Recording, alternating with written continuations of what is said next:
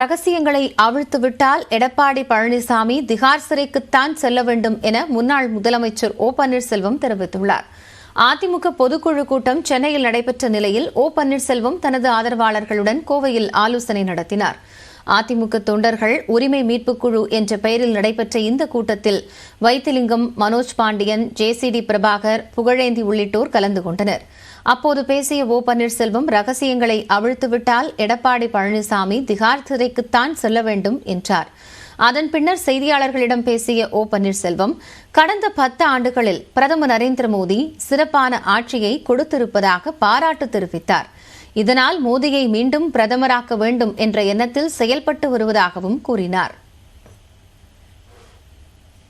எங்களுடைய நாடாளுமன்ற தேர்தலில் எங்களுடைய நிலைப்பாடு 10 ஆண்டு காலம் ஒரு சிறப்பான ஆட்சி மாண்புமிகு பிரதமர் நரேந்திர மோடி அவர்கள் தந்திருக்கிறார்கள். மீண்டும் அவர்கள்தான் மாண்புமிகு பிரதமராக வந்தால் நாடு சுபிட்சமாக நன்றாக இருக்கும், முன்னேற்ற பாதையில் செல்லும் என்ற எண்ணத்தில் நாங்கள் செயலாற்றோம். எந்த காலத்திலும் அரசியல் ரீதியாக மேலே எடப்பாடி பழனிசாமி வரவே முடியாது. தான் யாருக்கேனும் நம்பிக்கை துரோகம் செய்ததாக சொல்ல முடியுமா என்றும் ஓ பன்னீர்செல்வம் கேள்வி எழுப்பினார். எந்த குற்றம் சொல்லி என்னை சொல்லுகிறார்கள் நீக்கிறதுக்கு காரணம் இல்லை. நான் என்ன குற்றம் செய்கிறேன் சொல்ல முடியுமா? யாருக்கு நான் நம்பிக்கை துரோகம் பண்ணி சொல்ல முடியுமா? யார் பதவி தந்தாலும் அவரும் திருப்பி தந்துவிட்டு அம்மாவிற்கு விசுவாசம் தொண்டனாக கடைசி வரைக்கும் அம்மா காலமாகிற வரைக்கும் இப்பொழுதும் இருந்து கொண்டிருக்கிறேன். பெருமழையால் பாதிக்கப்பட்ட தூத்துக்குடி, நெல்லை மாவட்டங்களில் மறுசீரமைப்பு பணிகள் முழுவீச்சில் நடைபெற்று வருவதாக தலைமைச் செயலாளர் சிவ்தாஸ் மீனா தெரிவித்துள்ளார்.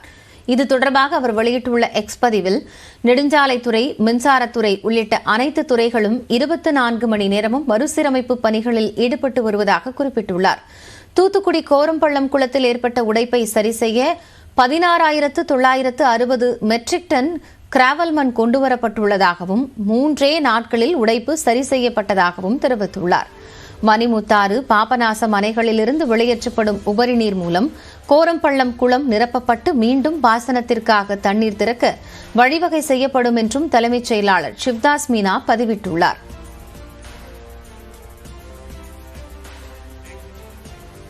நெல்லை மாவட்டத்தில் மழை வெள்ளத்தால் பாதிக்கப்பட்ட பகுதிகளில் வசிக்கும் மக்களுக்கு 6,000 ரூபாய் நிவாரண நிதி பெறுவதற்கான டோக்கன் வழங்கும் பணிகள் தொடங்கியுள்ளன. நெல்லை, தூத்துக்குடி, கன்னியாகுமரி, தென்காசி மாவட்டங்களில் கடந்த வாரம் கனமழை கொட்டித் தீர்த்தது. இதில் நெல்லை, தூத்துக்குடி மாவட்டங்களில் மழை வெள்ளத்தால் அதிகம் பாதிக்கப்பட்ட பகுதிகளில் உள்ள மக்களுக்கு குடும்ப அட்டையின் அடிப்படையில் நிவாரணத் தொகையாக 6,000 ரூபாய் வழங்கப்படும் என்று முதலமைச்சர் அறிவித்திருந்தார். இந்த மாவட்டங்களில் உள்ள இதர வட்டங்கள் மற்றும் கன்னியாகுமரி, தென்காசி மாவட்டங்களில் 1,000 ரூபாய் வழங்கப்படும் என்றும் கூறியிருந்தார். அதன்படி நெல்லை மாவட்டத்தில் வெள்ளத்தால் பாதிக்கப்பட்ட பகுதிகளில் வசிக்கும் மக்களுக்கு 6,000 ரூபாய் நிவாரண நிதி பெறுவதற்கான டோக்கன் வழங்கும் பணி தொடங்கியுள்ளது. நெல்லை பாளையங்கோட்டை, சேரன் மகாதேவி வருவாய் வட்டங்களில் உள்ள அனைத்து வருவாய் கிராமங்களிலும், அம்பாசமுத்திரம் வட்டத்தில் உள்ள 16 வருவாய் கிராமங்களிலும் டோக்கன்கள் விநியோகிக்கப்பட்டு வருகின்றன. ரேஷன் கடை ஊழியர்கள் வீடு வீடாக சென்று டோக்கன்களை வழங்கி வருகின்றனர். ஒரு சில இடங்களில் ரேஷன் கடைகளில் டோக்கன் விநியோகிக்கும் பணியும் நடைபெற்று வருகிறது. அடுத்த 3 நாட்களுக்கு டோக்கன் வழங்கப்படும் என்றும் அதனைத் தொடர்ந்து 6,000 ரூபாய் ரொக்கமாக ரேஷன் கடைகளில் வழங்கப்படும் என்றும் தெரிவிக்கப்பட்டுள்ளது. வருமான வரி செலுத்துவோர், அரசு ஊழியர்கள் வெள்ளத்தால் பாதிக்கப்பட்டிருந்தால் அது குறித்த விவரங்களை ரேஷன் கடைகளில் விண்ணப்பங்களை பெற்று பூர்த்தி செய்து வழங்கலாம் என்று மாவட்ட நிர்வாகம் அறிவித்துள்ளது.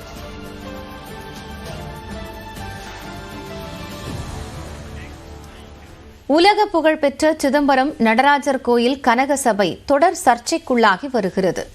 ஆண்டாண்டு காலமாக கனகசபை மீதேறி பக்தர்கள் தரிசனம் செய்து வரும் நிலையில் அண்மை காலமாக அனுமதி மறுக்கப்படுவது ஏன், அதன் பின்னணி என்ன என்பதை இந்த சிறப்பு தொகுப்பில் பார்க்கலாம்.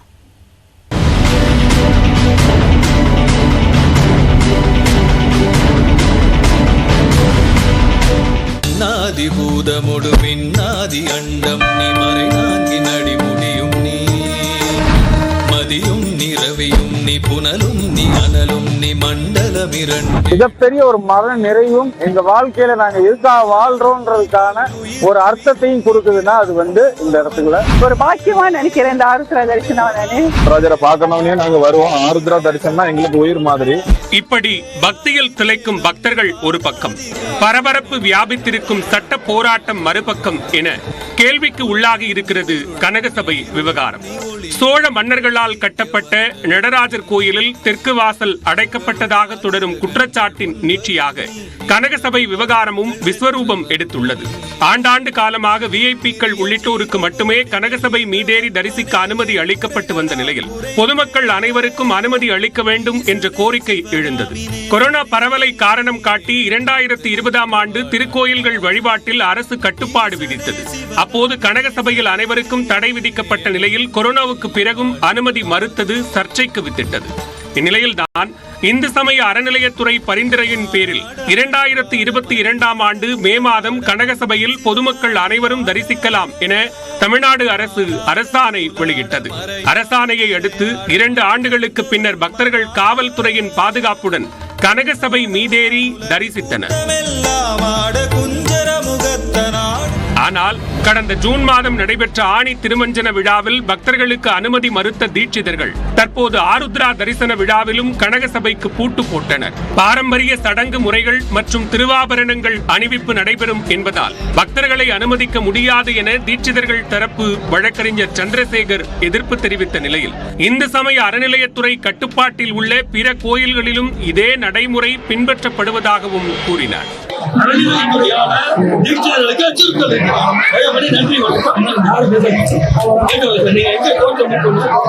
அவங்க வெளியில யாத்திராதானம் போறதுக்காக சில பாரம்பரியமான சடங்கு முறை இருக்கு. திருவாபரணம் அணிவிக்கணும். அது எல்லாமே அந்த மனுல 16/12/2023 மனுல நாங்க குறிப்பிட்டிருக்கோம். இதுல பாரம்பரியமா நடந்து வர்றதுதான். உற்சவ காலங்கள இன்னும் பாத்தீங்கன்னா இந்து சமய அறநிலையத்துறை கட்டுப்பாட்டில் உள்ள திருவண்ணாமலை மீனாட்சி கோவில், அப்புறம் திருச்செந்தூர் கோவில், மற்ற கோயில்கள் எல்லாத்துலயுமே உற்சவ காலங்கள யாரையுமே உள்ளார அனுமதிக்கிறது இல்லை. ஆனால் அரசு மற்றும் அரசுக்கு ஆதரவானவர்களோ அரசாணையை நடைமுறைப்படுத்த வேண்டும் என்கின்றனர். அரசாணைக்கு எதிராக தீட்சிதர்கள் செயல்படுவது ஆதிக்க மனோபாவத்தின் வெளிப்பாடு என்கிற குற்றச்சாட்டும் முன்வைக்கப்படுகிறது. தாங்கள் வைத்ததுதான் சட்டம் என்பது போல நடந்து கொள்வதாக ஆணி திருமஞ்சனத்தின் போதே அமைச்சர் சேகர்பாபு குற்றம் சாட்டி இருந்ததும் குறிப்பிடத்தக்கது. பால்ய விவாகம் உள்ளிட்ட பல்வேறு சர்ச்சைகள் தங்களை சூழ்ந்தாலும் பிற சமூகத்தில் பிறந்த பச்சிலம் குழந்தையை கூட கனகசபையில் தீட்சிதர்கள் அனுமதிப்பதில்லை என தீட்சிதர் ஒருவர் குற்றம் சாட்டிய வீடியோ வெளியான பிறகும் இந்த விவகாரம் இன்னும் விடை காண முடியா கேள்வியாகவே நீடிக்கிறது. நியூஸ் 18 தமிழ்நாடு செய்திக்காக சீர்காழி செய்தியாளர் பிரசன்னா வெங்கடேசனுடன் வரலாறு சுரேஷ்.